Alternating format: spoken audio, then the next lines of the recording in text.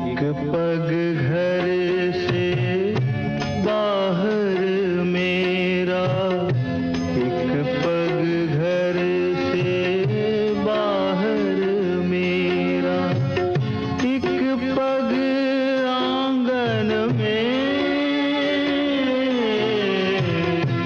एक पग घर से बाहर मेरा, एक पग आंगन में, इस पग मोड़ मोड़ू कौन गली से निकलूं, कौन गली से निकलूं, वृंदावन की सब गलियों के, वृंदावन की सब गलियों के मोड़ पे शाम खड़े, मोड़ पे शाम खड़े, मोड़ पे शाम खड़े, कौन गली से निकलूं। क्या हुआ राहुल? राहुल, ओह, देख कहाँ छिड़क जाएगी। चलो हाथ मुंह धो लो। राहुल, राहुल। मम्मी मम्मी तुम ऑफिस नहीं गए, आज फ्राइडे है। नहीं बेटे, मुझे सोने दो। पापा की टोपी किधर है? तुम्हारे कोट के नीचे काला ट्रंक है ना, उसमें पापा की सब चीजें हैं। तुम्हें जो चाहिए वो ले लो, बाकी सब ठीक से रख दो। मैं विनी के घर जाता हूँ। हाँ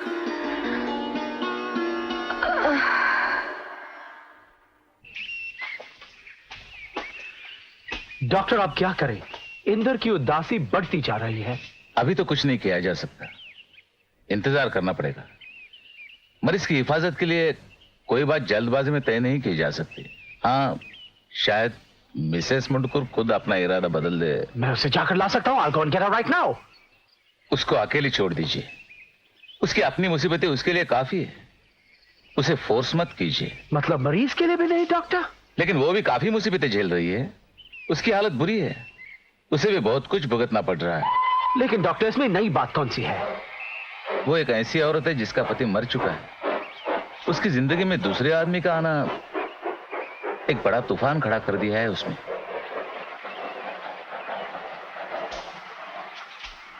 आपका मतलब? ओह माय गॉड, मैं अभी जाकर उसको। आप ऐसी कोई गलती नहीं करेंगे। उन दोनों को अपनी हालत पे छोड़ दीजिए। लेकिन इंदर का क्या होगा? इंदर सिर्फ उसी के सहारे जी रहा है, वही उसकी जिंदगी है।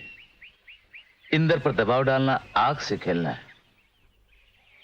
इसका असर उल्टा भी हो सकता है। और अगर किसी वजह से मिसेस मुंडकुर उसका साथ नहीं देती तो बिल्कुल टूट जाएगा। तुम्हारी तबीयत ठीक नहीं है? 3-4 दिन ऑफिस भी नहीं गई, क्या बात है? मौसी, मैं सोच रही थी हम ये घर बेच सकते हैं। मैं नौकरी भी छोड़ सकती हूँ और हम धारवाड़ जा सकते हैं। मैं एकनाथ मामा को खत लिख दूं? भगवान की दया, इस पागलपन से तो छुटकारा मिला। मैं तो ये बात तुम्हें कब से कह रही थी। मैं समझती हूँ बेटी, समझती हूँ।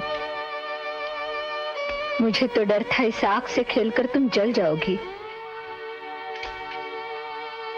मैं तुम्हारी समस्या समझ सकती हूँ बेटी, समझ सकती हूँ। मैं तुम्हारे साथ हूँ। सहने की कोशिश करो, सब ठीक हो जाएगा, सब ठीक हो जाएगा। ओह डैम इट इंदर, वो नहीं आएगी तो नहीं आएगी, जाने दो। हम वापस बंबई चलेंगे। पता है लड़के सब तुम्हारा इंतजार कर रहे हैं वहां। नहीं बख्शी साहब, मेरी जिंदगी का वो हिस्सा खत्म हो चुका है। मैं उसके बगैर जी नहीं सकता। क्या उसको ये बात बताई तुमने? नहीं, मैं ऐसी बात कैसे कर सकता हूं? मैं सिर्फ इतना जानता हूं, मैं उसके बगैर जी नहीं सकता। तुम उसे ऐसे चाहते हो तो बताना चाहिए उसे। नहीं, मैं नहीं कह सकता। क्या वो जानती है कि तुम ऐसी बात महसूस कर रहे हो? मुझे नहीं मालूम। इंदर, तुम कैसे खिलाड़ी हो यार? तुम ये नहीं जानते, वो नहीं कर सकते। चलो जाकर पता कर लो उसके मन में क्या है। तुम अगर डी तक बॉल नहीं ले जाते तो गोल कैसे मारेगे यार? चलो पैर हिलाओ, भागो और गोल मारो।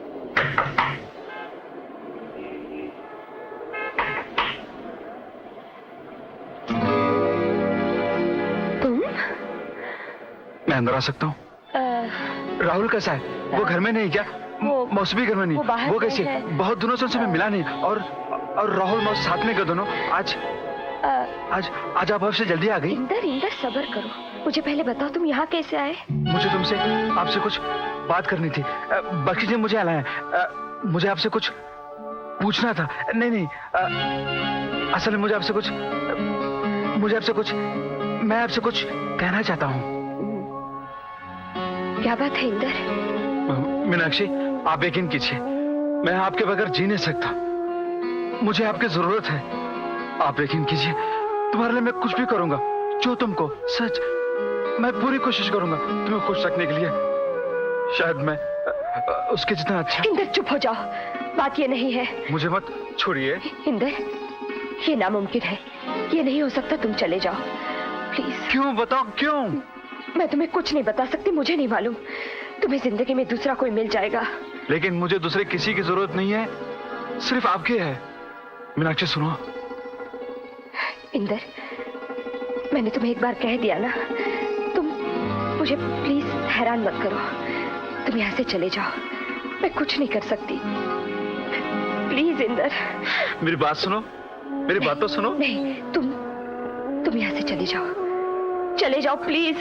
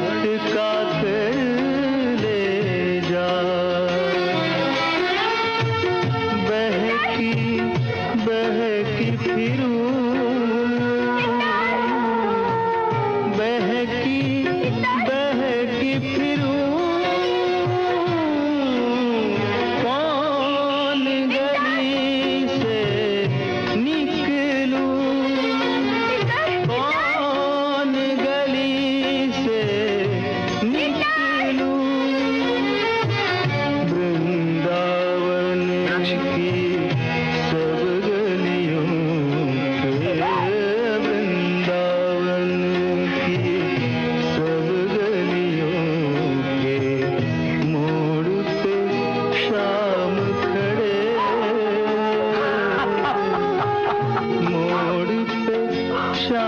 खड़े